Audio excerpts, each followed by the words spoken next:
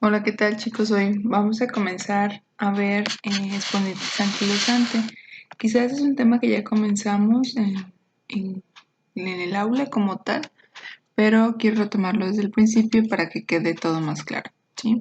Entonces, habíamos dicho que la espondilitis anquilosante es un padecimiento que te afecta a varios sistemas. Sin embargo, lo que nos compete a nosotros a nivel musculoesquelético pues es el compromiso como tal de las articulaciones del esqueleto axial y de la sacroiliaca principalmente.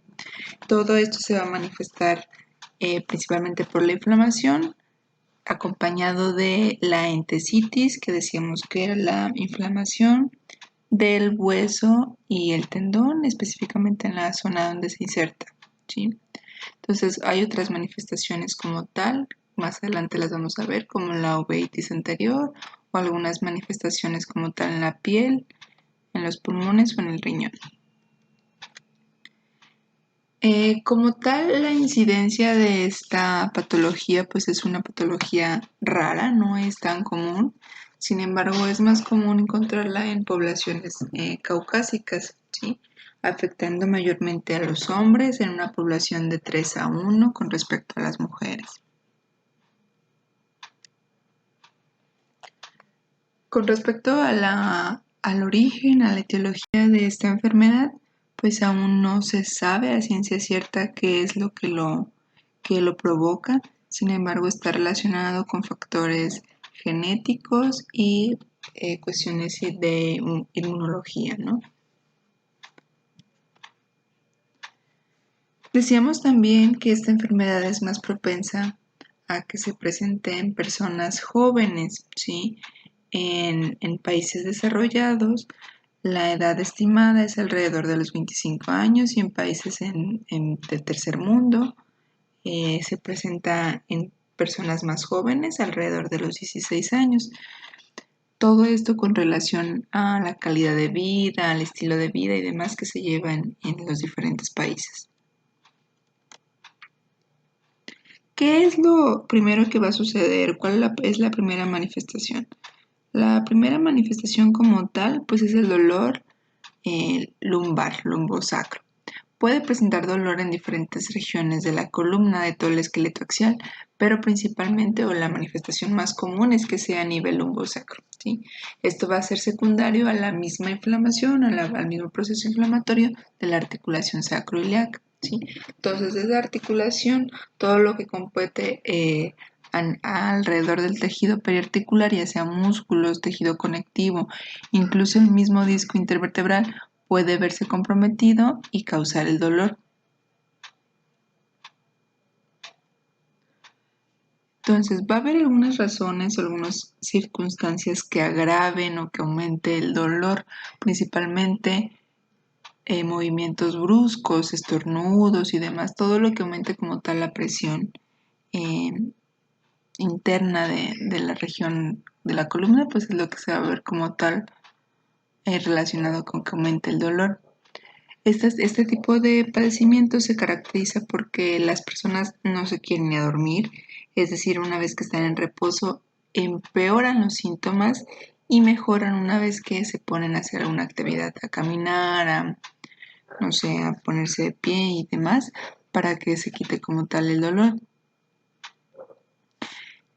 Como el compromiso no solamente es de la región lumbar y demás, puede verse comprometido o puede aparecer dolor a nivel de las escápulas, a nivel de la zona torácica o la región cervical, por el compromiso de las articulaciones costovertebrales, costotransversas y demás, que forman también parte, todo lo de la caja torácica forma también parte de la región, pues del esqueleto axial, ¿sí? Entonces lo que decíamos principalmente va a ser el dolor de la espalda baja, lo que se va a caracterizar como tal, y es un dolor alternante, ¿sí? Eso quiere decir que primero va a afectar, no sé, al hemicuerpo derecho, después al hemicuerpo izquierdo, a lo mismo que también va a tener periodos de exacerbación, es decir, periodos donde aumentan los síntomas y periodos donde estos síntomas desaparecen o disminuyen, ¿sí? Con el paso del tiempo, esto se va a hacer de forma bilateral, quiere decir que va a afectar a los dos lados, y puede ser periodos ya constantes, donde ya todo el tiempo esté presente como tal. Entonces, con respecto a qué lugar se ve más afectado, pues ya dijimos, la región lumbar es la principalmente, hasta en el 75% de los casos, es la zona más afectada, ¿sí? Lo que decíamos de que el paciente tiene que levantarse en la noche, en la madrugada, a caminar y demás, porque el dolor no le permite conciliar el sueño. El dolor como tal es un dolor inespecífico, es un dolor sordo, difícil de localizar, por todo con relación a la parte donde se va a estar localizado, específicamente en la zona sacroiliaca. Llegar o poder palpar esa zona es complicado por todo el componente muscular, principalmente de los glúteos, del glúteo mayor. Entonces es como difícil poder palpar esa zona, pero al final de cuentas es ahí donde va a estar presente el dolor. No solamente va a haber dolor, sino también se va a acompañar de rigidez y de contractura muscular, tanto en la región lumbar como en la región glútea, ¿sí? Entonces puede llegar a confundirse con una especie de ciática, una falsa ciática, síndrome del piramidal y demás, por el compromiso del glúteo o más específicamente del músculo piramidal. Entonces, con respecto a las otras articulaciones del esqueleto axial que se van a ver comprometidas, va a presentar dolor no solamente a nivel de las articulaciones hipofaciales, sino también todas las articulaciones costosternales, costovertebrales y demás. Puede llegar a presentar dolor no solamente en esas articulaciones, sino también en todas las protuberancias óseas, ¿sí? Específicamente las crestas ilíacas, las tuberosidades del isquion, del trocánter y demás. Entonces, por ser muy específico en la zona de la protuberancia, puede llegar a confundirse con una fibromialgia, aunque específicamente los puntos de fibromialgia son distintos, pero por la cuestión de la prominencia ósea o la protuberancia ósea donde está presente el dolor, pues puede llegar a presentarse, ¿no? A confundirse. Entonces, con respecto a las otras articulaciones comprometidas, ya dijimos principalmente afecta al esqueleto axial. Vamos a ver que también puede llegar a comprometer a las manos, a otras articulaciones como tal, provocando algo que se llama artritis periférica, que es decir, artritis de las articulaciones de la periferia, donde va a formar algo que se llama panus. Ese panus no es otra cosa más que la proliferación o la hiperplasia de la articulación sinovial, específicamente del líquido y de la membrana, es decir, empieza a crecer como tal esa articulación, como se ve en la imagen. No es directamente inflamación, sino más bien es la hiperplasia del tejido sinovial. Entonces les digo, otra de las zonas donde se pueden ver comprometidas pues son las manos. Entonces el hecho de que algún paciente presente el panus antes mencionado quiere decir que son pacientes que iniciaron después de las edades ya mencionadas, después de los 16 a 25 años, son síntomas tardíos como tal, ¿sí? Entonces específicamente pueden tener edema, el panus en la zona del dorso de la mano o en los tarsos también en los pies, ¿sí? Es como lo más característico. Entonces, con respecto a los signos clínicos, ya dijimos va a haber dolor, rigidez, contracturas y demás. Esto va a provocar una limitación del movimiento, ¿sí? Entonces, la columna va a empezar a perder su movilidad como tal, pero no va a ser secundario a los sintesmofitos, sino más bien es cuestión relacionado al mismo espasmo, a la misma contractura muscular. Ya en etapas ahora sí avanzadas, vamos a encontrar que la limitación del movimiento es específicamente ya por la formación o la calcificación de los ligamentos, por la restricción articular, por cuestiones ya degenerativas, ya propias de la enfermedad, ¿sí? Entonces el hecho de que se vea restringido el movimiento no solamente va a ser en la región de la columna, puede comprometer también la expansión del tórax por el compromiso de las articulaciones costoesternales, costovertebrales y demás.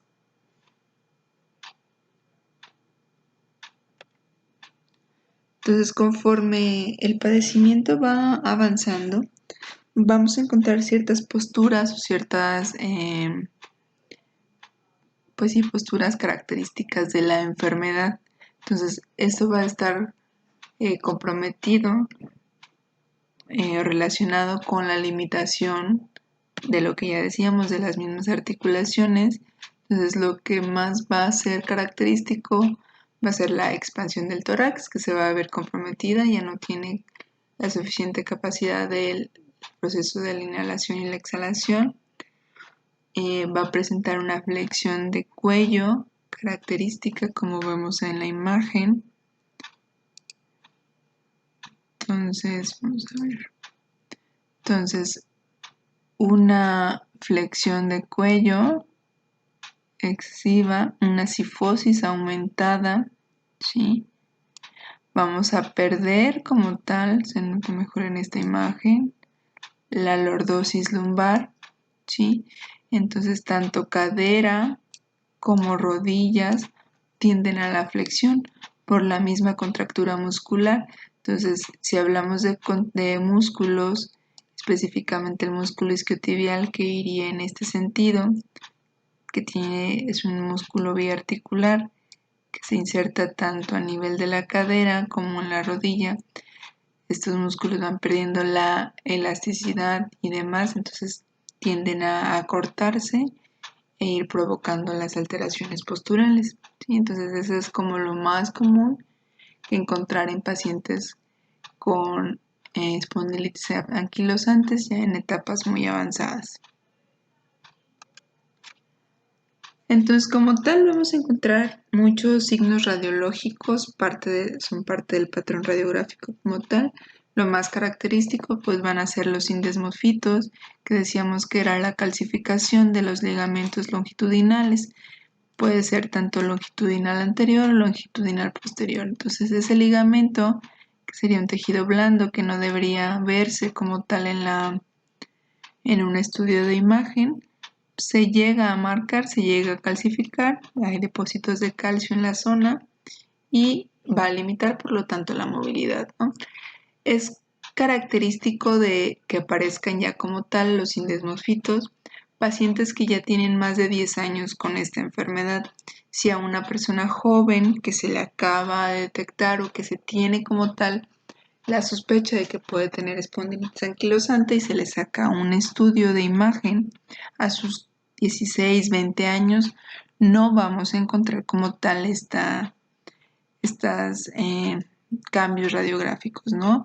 Pero sí en personas que ya tienen más de 10 años con dicha enfermedad. Entonces, con respecto a las mujeres que presentan esta enfermedad, la espondilitis anquilosante, es más característico que presenten una artritis periférica, ¿sí? Entonces, el hecho de que su evolución esté ahí como tal no es tan malo, vamos a decir que es un poco más benigna a comparación al proceso fisiopatológico en los hombres, ¿sí? Entonces es más benigna, es más lenta, ¿sí? Entonces el hecho de que va a presentar como tal el compromiso articular va a ser más en el nivel del tarso, del carpo y a cuestiones cervicales. Con respecto a las manifestaciones extraarticulares, decíamos que la uveitis anterior es el compromiso extraarticular más común. Entonces, la uveitis anterior como tal se va a caracterizar por la deformidad como tal del iris, ¿sí? Lo que se ve comprometido es el iris y la córnea, ¿sí? Entonces, obviamente esto va a provocar irritación de la zona, una vista borrosa, dolor, cuestiones de fotofobia, de hipersensibilidad a la luz y lagrimeo. ¿Sí? Entonces es lo más característico con respecto a las manifestaciones extraarticulares. Es significativo que solamente sea unilateral. Eso también nos da pauta a pensar que si es unilateral, pues está relacionado con el hecho de la espondilitis. Entonces, el hecho de que tenga un compromiso del esqueleto axial, como decíamos, que llegue a afectar a todas las articulaciones torácicas, específicamente las costoesternales, las costovertebrales y las costotransversas, pues va a hacer que la caja torácica pierda como tal su movilidad y eso condiciona a que tenga cierta restricción del espacio de expansión torácica y por lo tanto comience a tener problemas respiratorios, ¿sí? Todo secundario a la restricción de la movilidad. Entonces vamos a encontrar también algunas manifestaciones neurológicas, ¿sí? La más común de ellas, aunque puede variar, la más común de ellas es la de la caudequina. El síndrome de la caudequina va a estar producido por la compresión nerviosa de las últimas ramas, de las últimas partes como tal de la médula ósea. Eso se llama caudequina, que ellos son las partes más distales. Entonces, la compresión de esta zona puede provocar alteraciones principalmente sensitivas, ¿sí? En cuestiones del miembro inferior o más específicamente de la zona del perine, ¿sí? Entonces, el hecho de que empiece con alteraciones del perine condiciona que pueda presentar incontinencia urinaria o todo el tipo de control de esfínteres. Ya como tal, en fases muy avanzadas, podríamos encontrar algunas subluxaciones, sobre todo la cuestión atlantoxoidea, por las mismas manifestaciones, ¿no? Empieza a deformar la columna y demás. Este hecho puede condicionar a que se presenten algunas manifestaciones neurológicas, ¿no? Por la misma subluxación de la articulación, que tenga algún compromiso nervioso, que algún agujero intervertebral se vea comprometido y logre pinzar alguna raíz nerviosa. ¿Sí?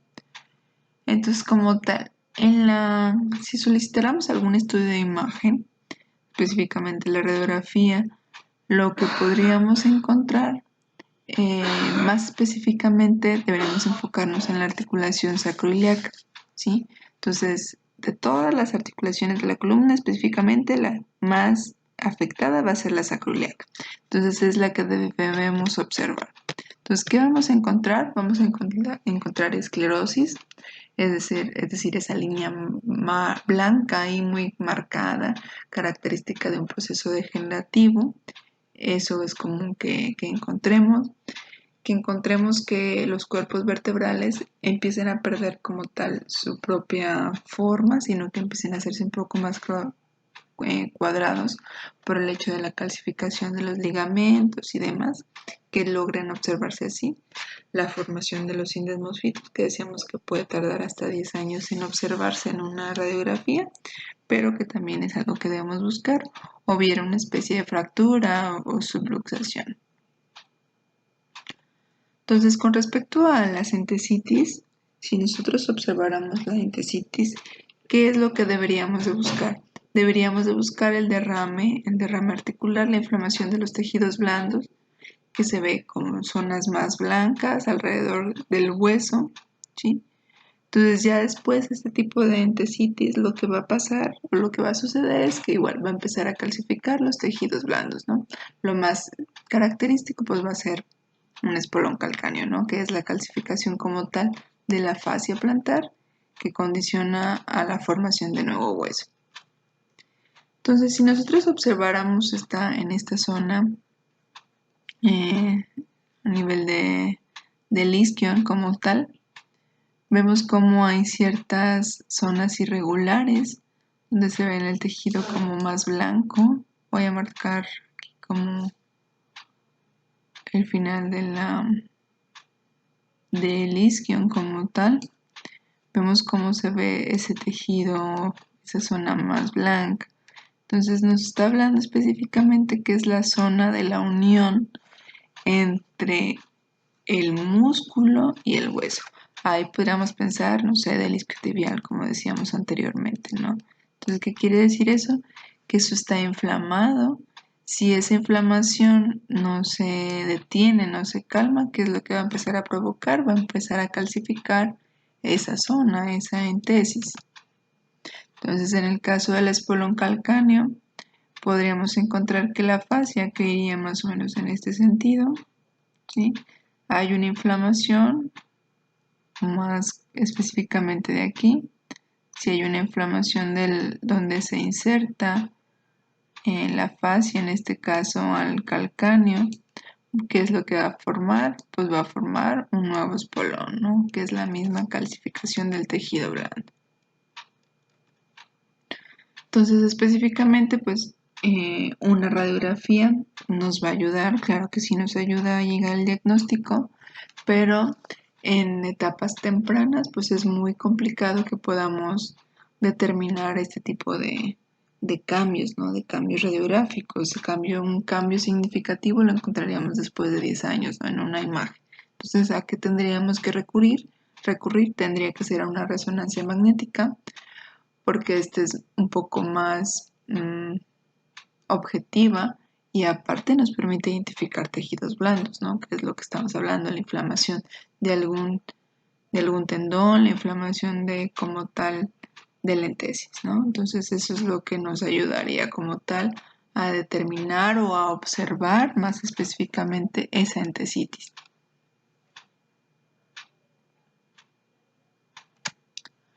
Entonces, para poder llegar al diagnóstico, hay 3 criterios que se han establecido que son sumamente importantes para poder decir si tiene espondilitis anquilosante. Entonces, lo principal es que tenga dolor de espalda baja, ¿no? O sea, que sea un dolor muy localizado en la zona lumbar, que hayan pasado más de 3 meses y el dolor no se haya ido, que el dolor sea continuo. Lo que decíamos, que mejorará con el ejercicio y que empeore con el reposo, ¿sí? Que esté acompañado también de la limitación como tal de la misma columna lumbar en los 3 planos. ¿Qué quiere decir eso? Tanto en la flexión, en la extensión, en las rotaciones y en las lateralizaciones. Entonces todos los arcos de movimiento de la columna lumbar van a verse limitados, van a verse comprometidos, y es otro criterio que hay que considerar. O bien la limitación de la expansión torácica. En las pruebas que realizamos anteriormente decíamos que en la medición de la expansión torácica en la inspiración, debería aumentar hasta 2.5 centímetros en la prueba que se realizó. Entonces, si no hay como tal el aumento de mínimo 2.5 centímetros, pues nos está dando pauta a pensar de que posiblemente sí tiene espondilitis anquilosante. Entonces, ¿cómo establecemos el diagnóstico?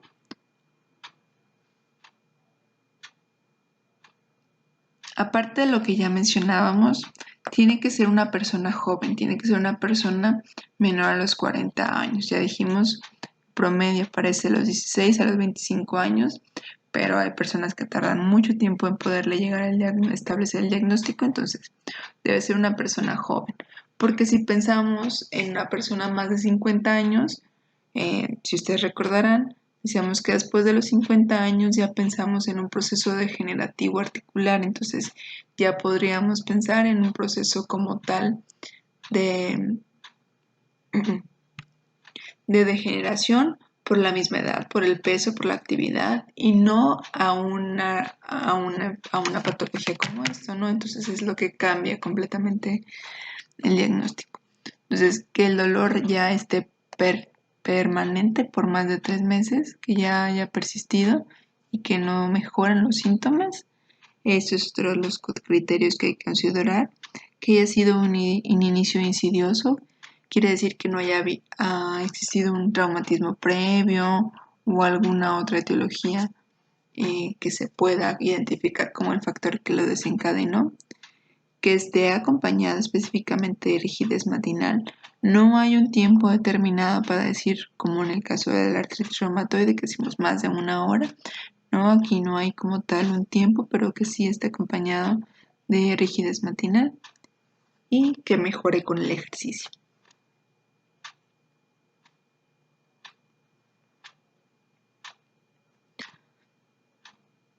Entonces, ¿qué es lo que hay que buscar? Hay que valorar, les digo específicamente, la articulación sacroiliaca, hay que valorar la movilidad de la columna, pero no específicamente de eso, hay que ver otras posibles alteraciones, ¿no? A nivel de la cadera, del hombro, del nivel cervical, solo para identificar alguna entesitis, ¿no? O bien alguna manifestación extraarticular, como decíamos, la uveitis anterior. Entonces, todo esto para poder llegar a establecer el diagnóstico más certero. ¿Sí?